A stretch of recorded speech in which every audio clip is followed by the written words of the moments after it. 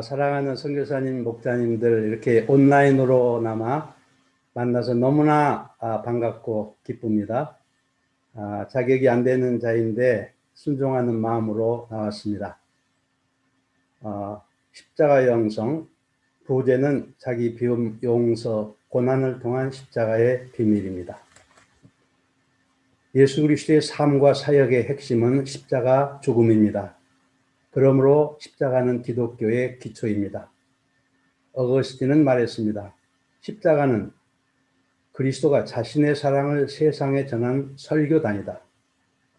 루터는 오직 십자가만이 우리의 신학이다라고 말했습니다. 더 나아가 성경을 짜면 피가 나온다. 구약에는 소와 양과 비둘기 등 짐승의 피가 흐르고 신약에는 예수님의 피가 흐른다고 말했습니다. 십자가 죽음은 인간이 경험할 수 있는 가장 참혹한 고통이요 저주의 죽음입니다. 그러나 예수님의 십자가는 세상을 향한 하나님의 사랑의 극치입니다. 그 사랑은 죄인이요 원수된 자들을 위해 자신을 내어준 사랑이요 자기가 죽는 사랑입니다. 십자가는 하나님의 지혜입니다. 하나님의 크신 긍휼과 공의, 죄인들을 향한 용서와 심판이 동시에 나타난 지혜입니다. 십자가는 하나님의 능력입니다. 죄와 사탄의 세력을 부셔버린 능력이요 죄를 이기게 하는 능력입니다. 죄인을 회개로 이끄는 능력이요 영혼을 소생시키는 능력입니다. 원수관계를 화해시키는 능력이요 치유의 능력이요 세상을 변화시키는 능력입니다. 십자가는 복음의 핵심입니다. 십자가가 흉악한 죄인을 하나님의 자녀로 회복시킵니다. 죄에 대하여 죽고 의에 대하여 살게 합니다. 본성과 체질을 변화시키고 삶을 변화시킵니다. 거룩한 성화 과정과 부활의 영광을 맛보게 합니다. 장차 영화로운 부활의 몸을 입고 영원한 영광에 참여하게 합니다. 영성이란 사전적 의미는 영적인 품성 혹은 성질입니다. 그렇다면 십자가 영성이란 예수님의 십자가가 만들어주는 영적인 품성이라고 할 수 있습니다. 칼빈은 십자가 영성을 자기 부인, 자기 십자가를 지는 삶이라고 했습니다. 김명혁은 십자가 영성을 떠남, 버림, 약해짐, 낮아짐, 용서, 사랑이라고 했습니다. 정성욱은 십자가 영성을 자기 부인, 겸손, 순종, 인내, 사랑, 거룩이라고 했습니다. 십자가의 영성은 이처럼 광범위하고 다양합니다. 모두가 공감이 가는 말씀입니다.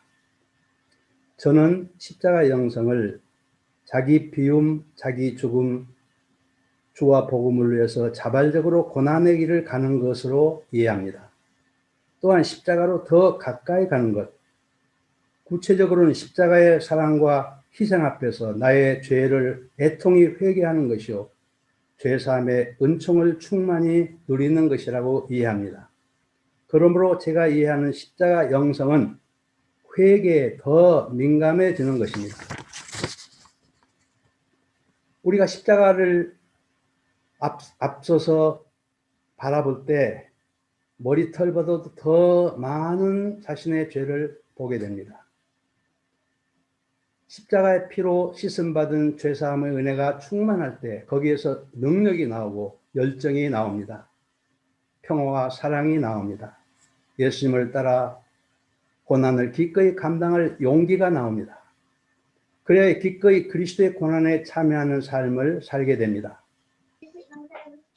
이러한 놀라운 역사가 우리 모임의 초창기에는 보편적으로 그리고 불릴 듯 일어났습니다. 그런데 우리 공동체의 나이 60이 되어가는 지금 그런 고난사랑과 열정이 많이 식어져 있는 것 같아 시니어의 한 사람으로서 깊은 책임감을 느끼며 기도를 많이 하게 됩니다. 이렇게 식어진 이유가 무엇일까요? 나이를 먹었기 때문만은 아닌 것 같습니다. 가장 핵심적인 이유는 언제부터인가 십자가의 영성보다 보이는 외적인 행위들, 사역의 열매, 숫자, 업적 혹은 사역 자체에 더 치중하게 되었기 때문이 아닐까 생각됩니다. 저는 십자가의 영성을 이룰 때 아무리 좋은 명분일지라도 그것이 우상이 된다는 것을 여러 과정을 통해서 알게 되었습니다. 예수님은 인자의 살을 먹지 아니하고 인자의 피를 마시지 아니하면 너희 속에 생명이 없느니라고 말씀하셨습니다.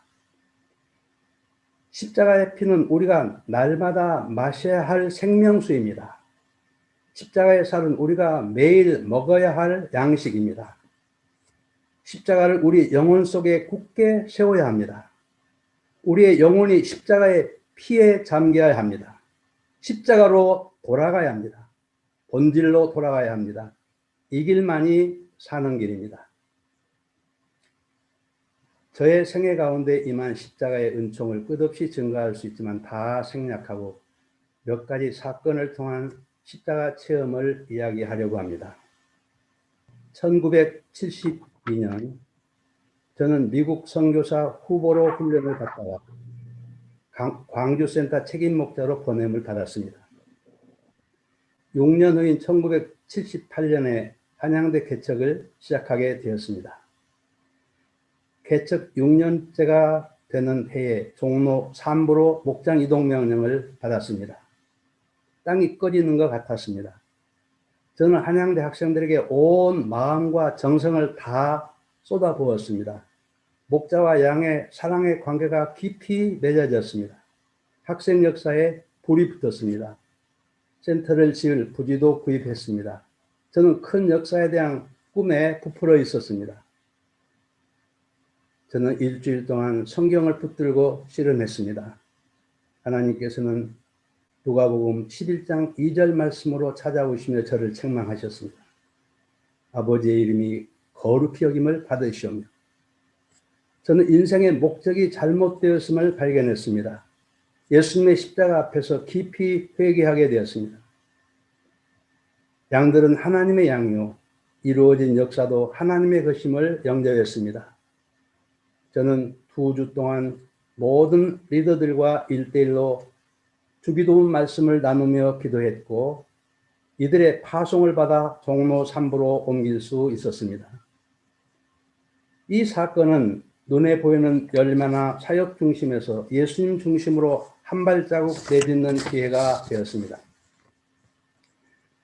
종로 3부에서 11년을 섬기는 동안 목자와 양의 사랑의 관계가 깊이 맺어졌습니다.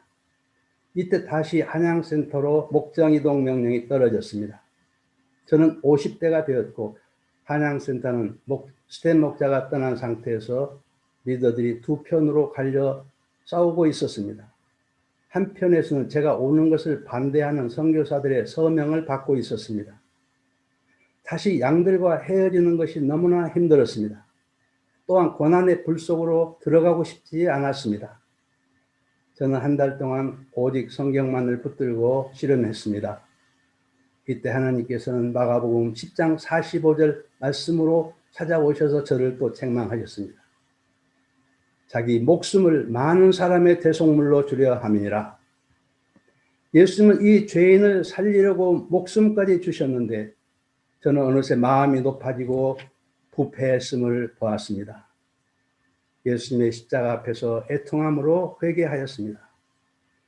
진정한 자유와 마음의 평강이 임했습니다. 이 사건은 저를 십자가로 더욱 가까이 이끄신 계기가 되었습니다. 한양센터로 옮겨와서 16년이 되었습니다. 2011년 우리 모임 창립 50주년 선교보고대회와 목자 선교사 수양회가 있었습니다. 저는 한국 대표로서 스텝 목자들과 함께 1년 동안 기도로 이를 준비했습니다. 이때 붙들었던 기도 제목 중 하나가 개척기 조상들의 복음신앙과 선교 정신을 회복해 주시라는 것이었습니다.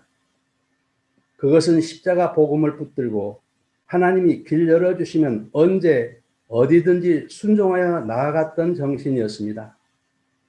우리는 향후 50년 동안에는 주로 선교의 OD인 미개척 140개국의 개척 선교사를 파송해 주시도록 줄기차게 기도했습니다. 집에서는 아내와 함께 매우 자주 합심해서 기도했습니다. 50주년 대회가 가까이 올 무렵에 저와 아내는 기도 중에 바로 우리가 순종하여 오직 현장 선교사로 나가야 함을 깨닫게 되었습니다. 50주년 행사를 마치고 아프리카로 가자는데 마음이 하나가 되었습니다. 영어를 사용하는 나라 중 우리 선교사가 없는 아프리카 중서부의 시에라리온을 정했습니다. 알아보니 당시 이곳에는 한국 사람이 아무도 없었습니다. 50주년 행사 도중에 이런 계획을 한 선교사 출신 목자에게 처음으로 털어놨습니다. 그는 우리 나이에 시에라리온은 아닌 것 같고 일단 우리 선교사 한두 가정 있는 곳으로 가는 것이 맞겠다며 짐바브웨를 추천했습니다. 저희는 50주년 행사에서 한국 대표직을 이양하고 2달 동안 준비해서 한 번도 가보지 못한 짐바브웨로 나가게 되었습니다. 우리가 선교사로 나가는 목적은 예수님을 배우는 것과 오지 선교사들의 고난에 동참하는 것이었습니다. 한국에서 40년 스테 목자 생활을 마친 저의 나이 68세, 동역자는 63세였습니다. 짐바브웨에서 열악한 생활 환경, 부정부패가 심한 문화, 언어와 인종의 다름, 너무나 느린 행정 절차, 갑자기 무인도에 떨어진 것 같은 외로움 등은 성육신의 예수님을 많이 체험하게 했습니다. 문화와 자라온 배경과 삶의 환경이 다른 19, 20살의 어린 학생들을 섬기기 위해 저희는 이들의 눈높이까지 낮아지는 겸손과 인내, 모든 기준을 비우는 새로운 투쟁이 필요했습니다. 또한 한참 후배인 선교사들을 동역하기 위해서는 나이나 타이틀이나 경험이나 자존심 등 모든 것을 철저히 비우고 바닥까지 낮아져야만 했습니다. 서로를 모르기 때문에 양을 섬기는 방법에서 오해하고 다툴 수 있음을 보았습니다. 이때 하나님께서는 동역자들과 다툰 일이 없도록 모두 양보하고 져주는 쪽을 택하게 하셨습니다. 이 모든 과정을 통해서 예수님의 자기 비움과 성육신의 사랑을 조금 더 배울 수 있었습니다. 사람이나 좋은 방법이 양들을 변화시키는 것이 아니라 하나님의 말씀과 성령님께서 사람을 변화시키는 줄로 믿습니다. 무엇보다도 감사한 것은 우리 부부가 짐바브웨에서 성육신의 예수님, 십자가의 예수님을 새롭게 만난 것입니다. 이것은 곧 천국의 회복이었습니다. 그러자 열악한 환경이 별로 문제가 되지 않았습니다. 짐바브웨 사람들과 양들이 다 사랑스러워 보였습니다. 이 감격으로 우리는 입만 열면 뱅가시 나왔습니다. 여러 다양한 사람들을 그 편에서 이해하고 품고 사랑할 수 있는 하나님의 사랑을 부음받게 되었습니다. 만 4년 후에 장기 체류 비자가 거절되었습니다. 우리는 이후 2년 동안 여행 비자로 한국을 오가며 매 학기를 한국어 과정과 양들을 섬겼습니다. 그동안 이 페트라 선교사가 인터넷으로 한국어 교사 자격증을 취득했습니다. 그리하여 짐바브웨 국립대학교 한국어 과정을 페트라 선교사에게 인계하고 한국으로 돌아오게 되었습니다.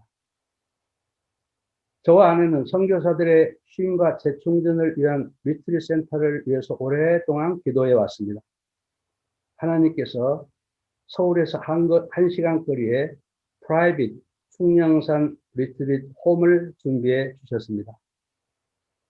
지난 3년 동안 선교사들과 목자들이 이곳에서 쉼을 얻고 있습니다. 또한 이 집은 도움이 필요한 선교사들과 2세들을 위한 말씀의 집 중보기도의 집으로 사용되고 있습니다. 예수님에게 십자가는 자기 비움, 내려놓음, 자기 희생이 맞습니다. 제가 이상의 여러 사건들을 만났던 당시에는 내려놓는다, 비운다, 자아가 죽는다는 생각을 했지만 후에 저의 그러한 생각까지도 교만이라는 것을 깨달았습니다. 왜냐하면 저는 먼지요, 티끌이요, 흙덩이인데 본래 비울 것, 내려놓을 것이 없는 존재이기 때문입니다. 도리어 회개할 것들 뿐이기 때문입니다. 나이가 들어갈수록 저는 저의 지체 속에 생각, 무의식, 의식세계, 세포 하나하나의 죄들이 들어있음을 봅니다. 예수 그리스도의 십자가가 아니고서는 한순간도 하나님 앞에 살 수 없음을 깨닫습니다. 매 순간 예수님의 십자가의 보혈을 붙들고 죄사함의 은총만을 의지하며 살아가고 있습니다. 우리 선교사님들은 자비량 선교의 십자가를 지고 주님께 충성하고 있습니다. 코비드19 사태로 자비량이 어려운 분들도 있습니다. 오랫동안 헌신했으나 기대하는 열매가 보이지 않아서 지친 분들도 있습니다. 오지의 선교사들에게는 장래도 불투명합니다. 우리 선교사님들은 예수님의 고난의 길을 따르고 있는 이 시대의 진정한 영웅들입니다.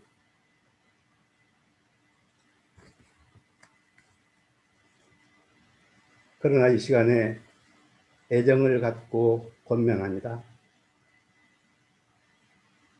이제는 한 걸음 더 나가 십자가 앞에 날마다 어린아이 같이 서자는 것입니다. 십자가를 통해서 부어주시는 한없는 은혜와 감격, 충만한 기쁨과 능력과 평강과 사랑을 부음받고 이러한 가정과 선교 현장을 만들어 나가자는 것입니다. 그럴 때 감당해야 할 고난과 십자가가 밝히 보일 것이고 그 십자가를 지고 예수님을 따를 능력을 주실 것입니다. 내가 부름받은 그 나라를 가슴에 품고 제사장적 기도를 드리며 섬길 능력을 부어주실 것입니다. 더 나아가 앞에 있는 영광도 밝히 보게 하실 것입니다. 십자가를 눈앞에 두시고 우리 주 예수님께서 말씀하셨습니다. 인자가 영광을 얻을 때가 왔도다. 주님과 복음을 위해서 죽음의 위험을 수없이 당했던 우리의 대선배 선교사 바울은 고백합니다. 내가 모든 사도보다 더 많이 수고하였으나 내가 한 것이 아니오 오직 나와 함께 하신 하나님의 은혜로다. 내게는 우리 주 예수 그리스도의 십자가 외에는 결코 자랑할 것이 없도다. 이제 갈라디아서 6장 14절 말씀으로 저의 발표를 맺고자 합니다. 그러나 내게는 우리 주 예수 그리스도의 십자가 외에 결코 자랑할 것이 없으니 그리스도로 말미암아 세상이 나를 대하여 십자가에 못 박히고 내가 또한 세상을 대하여 그러하니라. 감사합니다. 이사물 목장님 감사합니다. 어제 저는 사실은 이 원고를 미리 읽으면서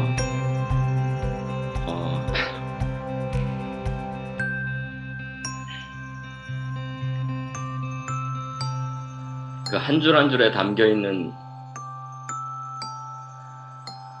그 의미가 너무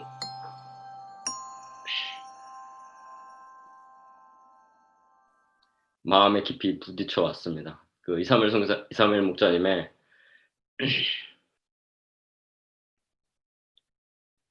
기도와 고민과 또 인생과 주와 복음을 향한 헌신과 또 저희 후배 선교사들을 향한 안타까움과 권면과 사랑과 이 모든 것들이 그 안에 배어 있는 것을 깨닫고 또 오늘 강의를 들으면서 다시 한번 마음에 부딪혀오는 것을 느끼게 됩니다.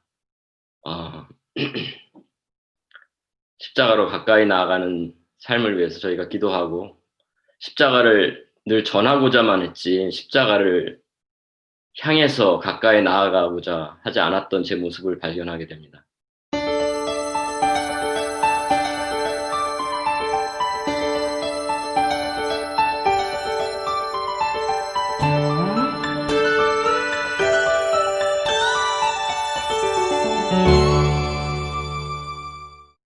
에티오피아 아디스아바바 김한들의 선교사입니다. 귀하신 선교사님, 목자님들 앞에서 발표를 하게 된 것을 영광으로 생각합니다.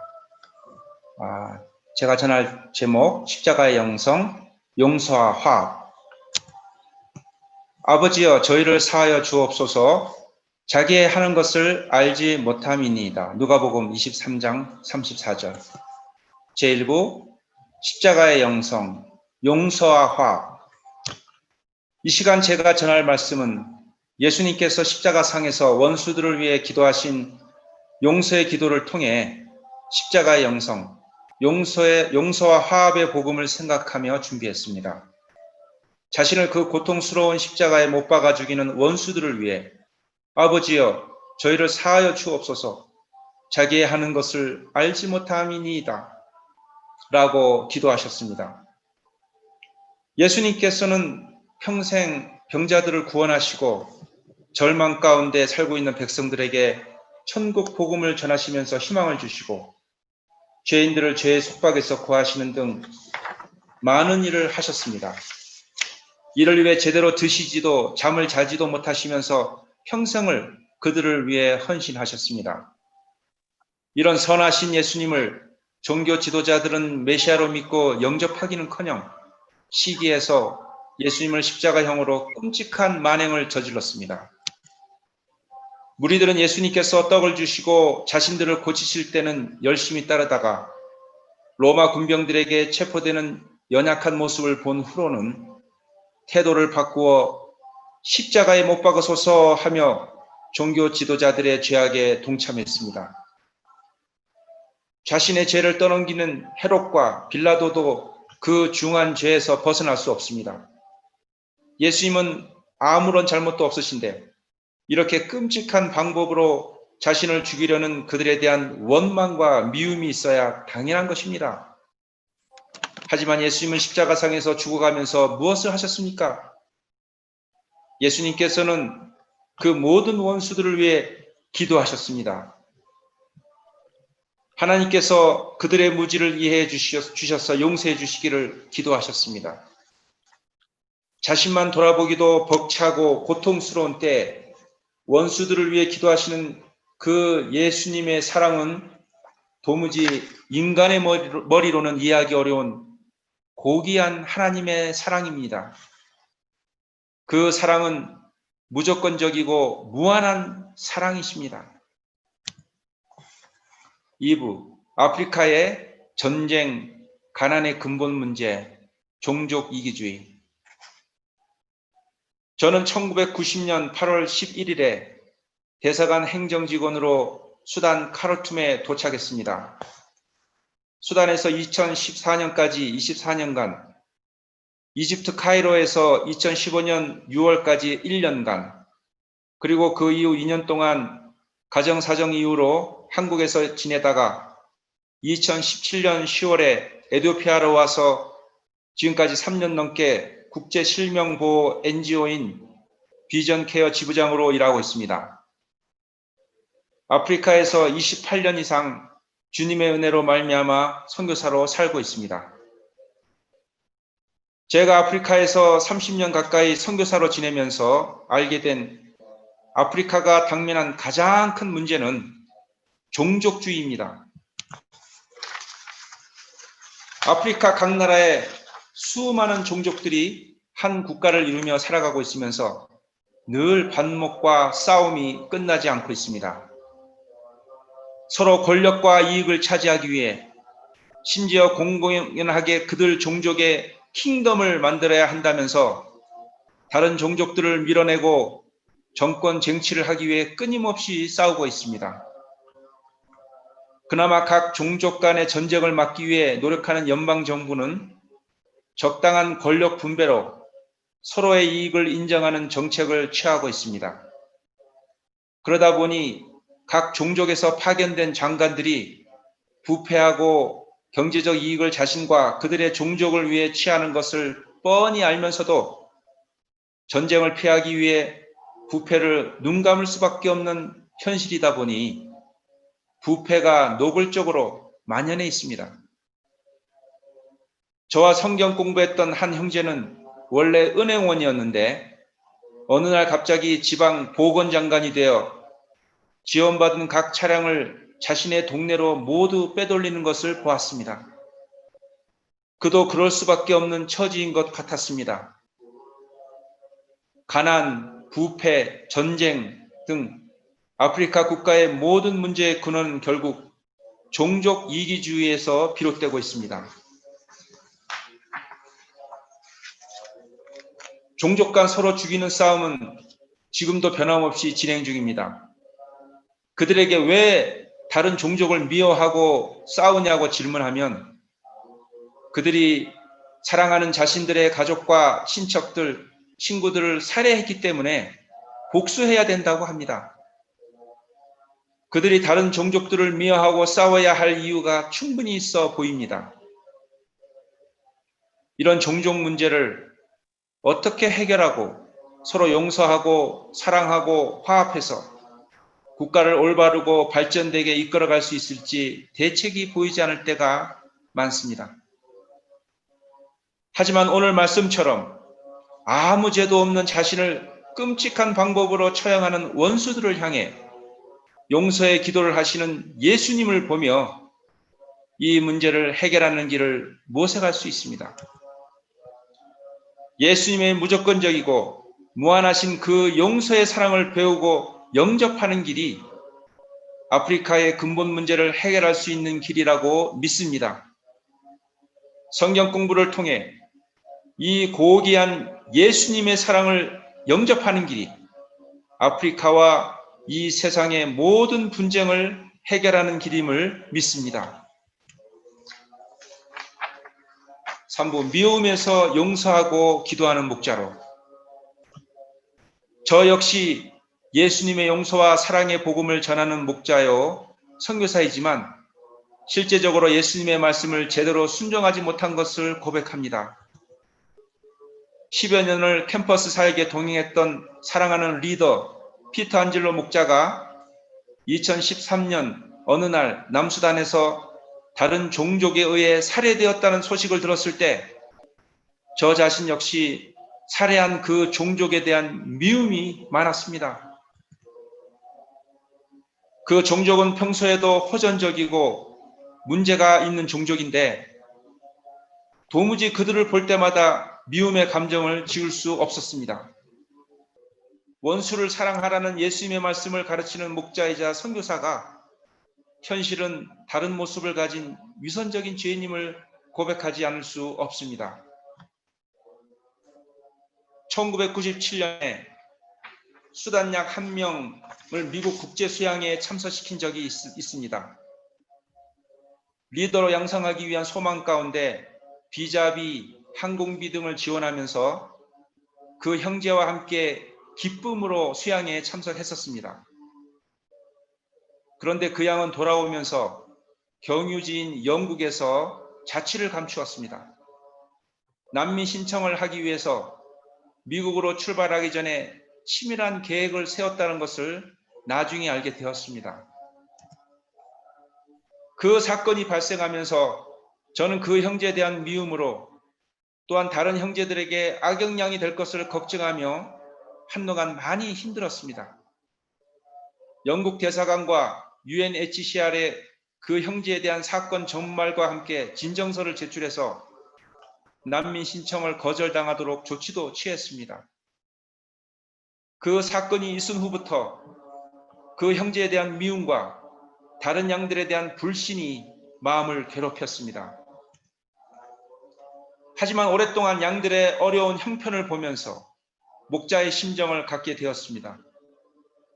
그러는 가운데 떠나는 양들에 대한 미움이 왜 있는지 곰곰이 생각하게 되었습니다. 그리고 저 자신이 순수하게 양들을 사랑하고 복음을 전하고자 하는 마음보다 인간적인 그리고 사업적인 욕심이 앞서 있기 때문임을 알게 되었습니다. 복음을 전하고 양들이 변화되면 그것으로 기뻐해야 되는데 그것보다 우리 리더로 성장해서 열매로 맺고자 하는 사업적인 계산이 앞서 있기 때문이었습니다. 사랑하고 지원하였으면 그 보답으로 리더가 되어 동역 역사를 이루어야 된다는 보상 심리가 있었습니다. 그런 마음을 깨달은 후 자신의 인간적이고 사업적인 것을 인정하고 회개하며 오직 순수하게 복음을 전하고 양들이 예수님을 믿는 신앙인으로 자라는 것으로 기뻐하고자 노력했습니다. 그리고 떠나가더라도 기쁘게 보낼 수 있는 믿음의 여유도 가질 수 있었습니다. 그리고 영국으로 도망간 그 형제를 용서하며 기도할 수 있었습니다. 보통 우리 모임의 목자들이나 선교사들도 비슷한 경험을 하고 있습니다. 우리 모두 순수하게 복음을 전하고 양들은 하나님께 맡기고 영광을 오직 하나님께 드리는 순수한 마음이 필요하다는 것을 생각하게 됩니다. 남수단 목자이자 이집트 선교사인 닥터 오요 모세스 목자도 예수님을 만나기 전 자신들의 종족들을 살해하는 모슬림들을 용서하지 못하고 그들과 싸우려는 자였습니다. 1994년 초반 학생 시절 그를 만났을 때 그는 그들의 적 모슬림들을 증오하며 늘상 술을 마시고 방탕한 죄인이었습니다. 하지만 성경 공부를 통해 누가복음 23장 34절 말씀을 영접하고 모슬렘들을 용서하고 그들을 위해 기도하며 그들에게 복음을 전하고자 모슬렘들의 선교사로서 결단하는 역사가 있었습니다. 그는 2000년에 이집트에서 박사 과정을 공부하면서 선교사로 살기 시작했고 아이만 목자가정, 맘두 목자가정 등 이집트 목자 가정을 세웠습니다. 이 역사는 말씀의 역사요, 하나님의 역사입니다. 예수님의 용서의 말씀이 죄인들에게 큰 역사가 일어나며 아프리카의 종족 간의 싸움을 해결하는 최고의 방법임을 믿게 됩니다. 다른 종교들은 정의를 강조하면서 눈에는 눈, 이에는 이라는 교리를 가르치며 심지어 극단주의자들은 다른 종교인들을 살해하는 것을 선으로 여기지만 우리 기독교인들은 자신을 죽이는 원수까지도 용서하고 사랑하라는 말씀을 가르치시는 위대한 하나님의 종교입니다. 수단에서 25년간 사역하면서 모슬림들이 기독교인들을 박해하고 교회를 불사르는 등 여러 만행들을 보아왔습니다. 제가 수단을 떠나던 2014년에는 이슬람 근본주의 정부가 수단 내의 모든 선교사들을 체포하고 구금하고 모든 재산을 빼앗고 추방하던 시기였습니다. 우리 리더들도 그 당시 최근 독립한 고향인 남수단으로 내려가 센터를 개척한 시점이었습니다. 그러한 상황 가운데서 저는 비밀 경찰들의 감시를 피해 수단 카르툼에 소재하던 센터 건물을 급히 처분하고 이집트 양들을 돕기 위해 카이로로 사역지를 옮겼습니다. 수단에서 모슬림들의 감시와 핍박을 보면서 그들에 대한 미움이 많았습니다. 하지만 오요 모세스 목자의 십자가 용서의 말씀을 영접하고 변화되고 모슬림들을 위해 기도하는 모습을 보고 저 자신도 회개하고 그들을 위해 기도하는 자세를 갖게 되었습니다. 현재 제가 거주하고 있는 에티오피아가 최근 종족 간 내전이 발발해서 지금 싸움과 살해가 한창 일어나고 있습니다. 이러한 가운데 제가 할 수 있는 것은 예수님의 십자가 용서의 말씀을 성경 공부를 통해 형제들에게 전하는 것입니다.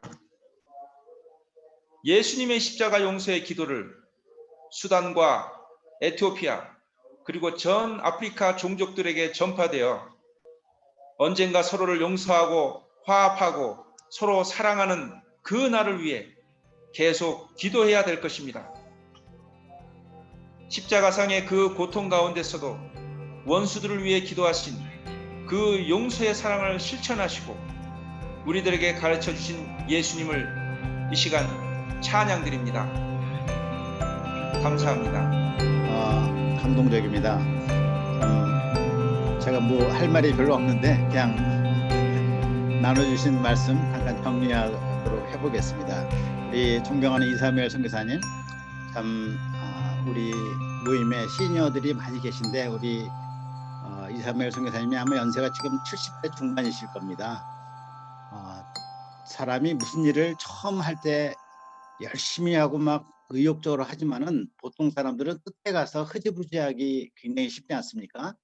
우리 이사무엘 선교사님은 70대 중반에 가셔도 그 순수한 마음 잃지 않고 예수님을 사랑하고 십자가를 사랑하시는 그러한 자세가 너무나 감동적이고요. 저희 시니어로서 좋은 본이 되심을 감사드립니다. 참 여러 번의 목장 이동을 통해서 자신의 참 순수치 않은 동기가 다 깨어지는 경험을 하시고 예수님의 자기 부인 자기 십자가를 배우셨다고 간증하셨습니다. 또 68세 나이에 선교제 아프리카 선교제 가서 지금까지 6년간 젊은 영혼들을 섬기시고 순수하게 일선 선교사로서 양치고 일대일을 하고 그런 가운데 양을 섬기는 기쁨이 충만한 그러한 삶을 사셨습니다. 현재도 70대 중반이지만 리트리트 홈을 운영하시면서 선교사님들을 원거리로 1대1 공부 가르치고 또 선교사님들의 자녀들도 가르치시고 계시거든요. 아마 일주일에 한 10팀 정도 1대1 하시는 걸로 제가 알고 있어요. 사모님하고 하면 한 20팀 정도 1대1 하시는데 안에 도움이 필요한 선교사님들을 일일이 찾아오는 분이나 또는 원거리로 도우시는 그 열정을 생각할 때 참 감사드립니다. 우리의 시니어 선교사님들이 많은 분들이 그러신데 우리 모임은 안에 끝까지 사도 바울처럼 표대를 향하여 달려가는 그런 시니어들의 모습에 참으로 감사드립니다. 우리 에티오피아 김만드레 선교사님 수단에서 25년 사역하시고 또 이집트하고 에티오피아에서 지금까지 해안에 토탈 30년 가까이 아프리카 선교를 섬기셨습니다. 수단은 우리가 아다시피 수년 전에 내전이 일어나서 북수단과 남수단이 나눠져 가지고 이슬람과 기독교로 두 개로 나눠졌죠. 그러한 내전에서 수십만 수백만 사람들이 죽고 피 흘리는 그런 현장을 목도를 합니다. 선교사들이 얼마나 그 마음이 아프고 참 그러겠습니까? 자기 양들 아까 피터 목자라고 또 살인을 당하지 않았습니까? 이런 것들 볼 때 참 우리가 성경에서 배운 예수님의 십자가의 사랑이 참 이게 이론으로 끝내기가 굉장히 쉽거든요. 그러나 실제로 이런 현장에서 사람을 죽이고 막 이렇게 복수하는 현장에서 예수님의 십자가를 실천한다는 것은 정말로 쉽지 않은 일이고 참 이 주님의 도우심이 필요하다고 생각합니다. 우리는 좋은 환경에서 그저 이론적으로 배우기 쉬운데 실제 삶에서 그 현장에서 있을 때는 정말 믿음이 필요하고 하나님의 은혜가 필요한 것 같아요. 우리 김요셉 선교사님도 아까 감옥에 갔을 때 정말 그 예수님의 낮아지심을 배웠다고 말씀하지 않으셨어요? 그 현장에서 그 경험할 때는 이론이 아닙니다. 정말 실제 아니겠어요? 마이크 타이슨이라는 그 유명한 복서가 있었죠. 권투 선수가 있었는데 이 사람이 무슨 말을 했냐면 권투에는 전략이 필요하다. 전략이 필요하다고 말했어요. 물론 그렇죠. 상대방의 주먹이 내 턱을 강타하기 전까지는 이런 말을 했어요. 상대방의 주먹이 나를 갈기기 전까지는 전략이 필요하다. 그 다음에 한번 맞으면 전략이 없다는 거죠. 본능대로 나와서 이제 싸운다는 그런 얘기를 했는데 마찬가지입니다. 우리가 현장에서 원수에게 당하면은 생각나는 게 없습니다. 그냥 본성대로 이제 싸우게 되는 것이죠. 제가 아는 한 아주 신앙 좋은 분이 있는데 자기가 어떤 실제적인 그 문제를 당하니까 자기가 신자라는 것도 잃어버리더라고요. 그냥 사람과의 복수전에 들어간 것을 볼 때 참 우리가 십자가를 사랑한다는 것은 이론이 아니고 정말 내 뼛속에 피 속에 그리스도의 피가 흘러야지 이것이 가능하겠구나 하는 생각을 하게 됩니다. 여하튼 우리 김만두레 선교사님 실제적인 십자가 사랑을 우리에게 가르쳐 주신 것을 감사합니다.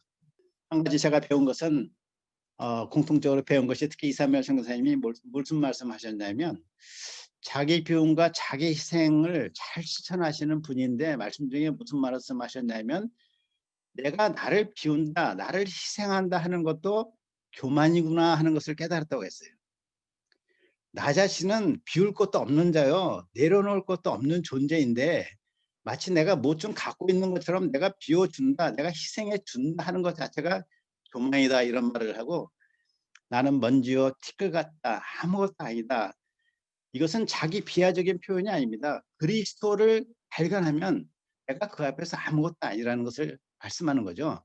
우리 기독교 신앙은 자기 비하, 자기 정례적인 신앙이 아니고 그리스도를 발견할수록 내가 얼마나 정말 먼지와 같은 자요, 티끌 같은 자인가를 깨닫는 신앙이라고 할 수가 있죠.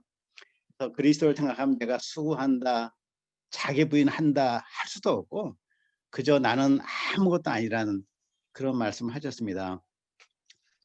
잔느 규용이라는 분이 있어요. 프랑스의 여자분이신데 1700년 11세기 1600년대 후반에 살던 잔느 규용이라는 분이 있는데 이분이 어떤 분이냐면 많은 신앙인들에게 그 도전을 주신 분인데 귀족의 딸인데 16살에 부모님의 강제로 인해서 결혼해가지고 12년간 자기보다 22살이 많은 남편을 병수발을 12년간 하다가 28세에 과부가 되어서 평생을 과부로 산 여자이신데 이분이 예수님을 너무 사랑했는데 그런 고난 가운데 사랑했는데 그래서 막 오해를 받았어요. 마녀다, 신비하다 해서 핍박을 받고 감옥을 가고 바스티유 감옥에 7년간 투옥을 당합니다. 그런 가운데도 그는 예수님을 깊이 발견하는 가운데 아무도 미워하지 않고 자학하지 않고 슬퍼하지 않고 모든 사람을 사랑한 자유함을 누린 여성이었습니다. 그분이 한 말이 제가 기억에 나서 지금 이 말 하는 것인데 무슨 말 했냐면 당신에게 아직까지 염려와 걱정이나 두려움이 있다면 당신은 아직 자기 부인이 무엇인지 모르고 자기를 사랑하고 자기에게 가치를 두고 있는 사람입니다. 이런 얘기를 했어요. 우리는 염려와 걱정, 두려움 당연하게 생각하는데 아직도 그것은 자기 부인과 자기 십자가를 모르고 또 자기에게 가치를 부여하고 있다. 그래서 사도 바울이 말한 대로 살든지 죽든지 내가 중요한 게 아니고 그리스도가 중요하다는 그런 신앙을 얘기를 해서 제가 이 말씀을 잠깐 드렸습니다. 오늘 하연의 세 분 강의 통해서 너무나 은혜를 많이 받았고요. 십자가 신앙을 새롭게 했습니다. 우리가 선교지에서 십자가 신앙으로 모든 어려움을 극복하고 승리하기를 바랍니다. 나아가서 예수님의 부활의 능력을 덧입고 부활의 생명이 우리 안에서 사는 예수의 생명이 내 안에서 삶으로 그 생명으로 도전하고 이기는 갈라디아 2장 20절에도 그러지 않습니까? 이제는 내가 사는 것이 아니요 내 안에 그리스도가 사시는 것이라. 그리스도가 사시는 그 능력으로 예수님의 은혜를 붙들고 그리스도가 우리 안에 사시는 그 능력으로 우리에게 부딪히는 여러 도전들을 승리하는 저와 여러분이 되면 좋겠습니다. 감사합니다. 아까 이사무엘 목사님 강의 가운데 십자가의 영성을 정의하실 때 십자가의 영성이란 십자가 우리 안에 만들어주는 그런 품성이다 라고 말씀하셨어요. 그래서 우리가 십자가로 한 걸음 한 걸음 우리 삶과 사역 가운데 가까이 나아가면서 예수 그리스도의 십자가가 우리 안에 인격을 형성하고 그리스도의 향기를 품어내는 그런 사람으로 빚어가는 그러한 것이라고 생각이 되는데 한번 여쭈어보고 싶어요. 저는 우리가 이제 십자가의 복음을 전하고자는 많이 하는데 그래서 다른 사람에게 적용하고자는 많이 하는데 실제로 나의 삶과 나의 문제와 그런 나의 고민에 실제적으로 적용하고 그러지 못하는 경우가 많이 있는 것 같습니다. 어떻게 이사무엘 선교사님이나 또 안드레 선교사님이나 조셉 선교사님의 경우에 어떻게 실제적으로 십자가를 또 십자가의 복음을 나의 삶에 적용하고자 실제 생활 속에서 하시는지 그런 것에 대해서 좀 듣고 싶습니다. 제가 마지막에 그 말씀드린 가운데 날마다 순간마다 주님의 십자가 앞에 어린아이처럼 서자. 그게 이제 저에게 한 말씀이고요. 또 이제 또 모든 동역자들에게 이제 하고자 하는 이제 말씀이었는데, 너무 여러 가지 현실에 분주해서 마음이 여기저기로 분산되기가 참 쉬운데,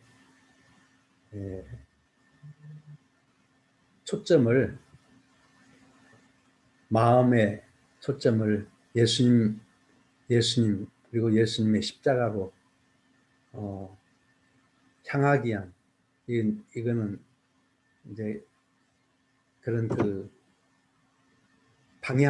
방향성이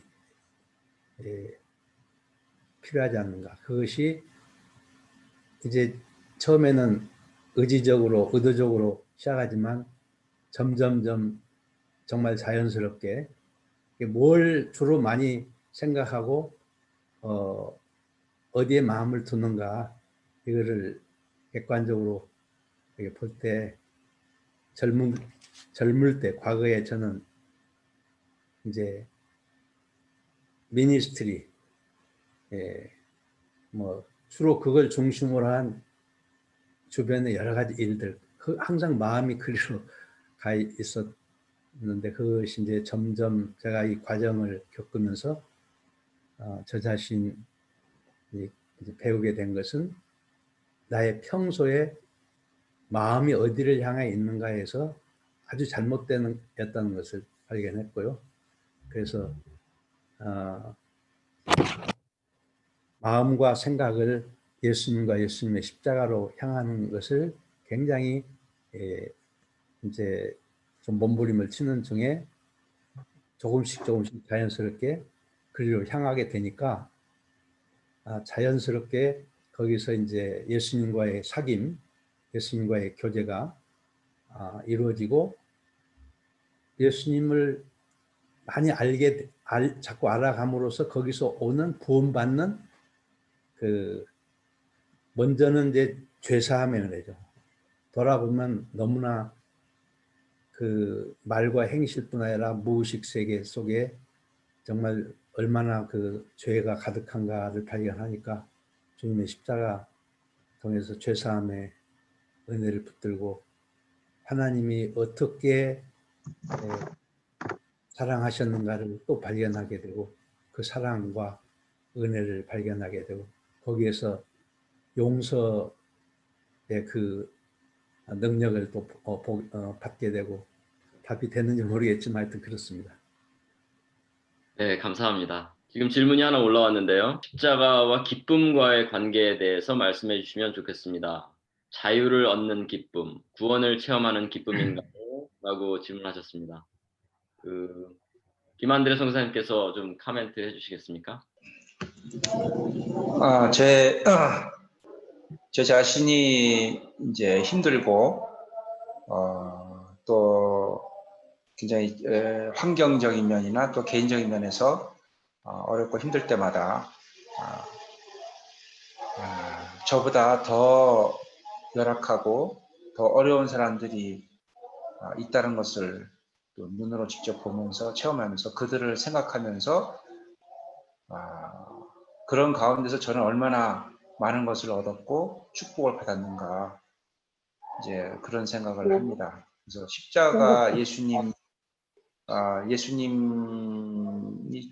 정말 처절하게 그렇게 죄인 취급을 당하고 죽으신 것과 마찬가지로 또 이 세상에 또 굉장히 참 전쟁과 가난과 질병으로 고통받는 많은 사람들이 있는데, 그들을 생각하고 이제 생각하면 제 자신이 얼마나 참 은혜가 많은가, 또 그런 걸로 많이 위안을 삼고 있고요. 또 이 선교사의 삶이 힘들긴 하지만 또 남들이 가지 못하는 그 길을 내가 걸어 왔다, 지금까지 30년 가까이 살아왔다는 것은 정말 특별한 그 인생의 체험이고 기회였고 은혜였고 축복이었다. 그래서 하나님 앞에서 제가 특별한 사람이다, 이런 거를 제 자신이 늘 기억하고 노력하면서 살고 있습니다. 그래서 참 이 제 상황 가운데서 기쁨을 찾기가 물론 어렵고, 또 요즘 코로나 때문에 힘든 부분이 많지만 그런 어떤 그 생각을 하면서 많이 노력을 하고 있습니다.